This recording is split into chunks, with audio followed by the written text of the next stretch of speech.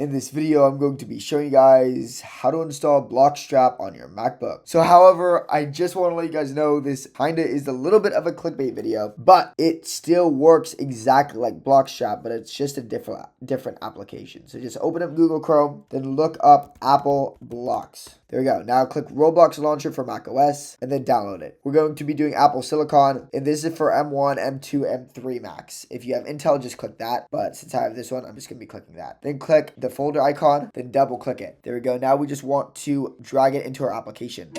There we go. Exit out this, exit out this, exit this. Then we want to eject this right here. Sweet. It is now ejected. So we're going to click Command Space and look up Apple Blox. It says it could not be opened. So it says Apple could not verify it. What we want to do is to click Done. Click Command Space, look up System Settings. Scroll all the way down to Privacy and Security. Scroll all the way down again to Open Anyways. So Open Anyways, then click Open Anyways and use our password. There we go. Now we are opening the application. Click Allow, Read Later, and there we go. We have now opened up Bloxstrap. For fast flags, this can help unlock higher FPS, and it's very similar to Bloxstrap. If you want a full tutorial, get this video to 3 likes, and I will do a full tutorial on Apple Blox and how to use it on your MacBook. If this helped you, subscribe, but for now, goodbye.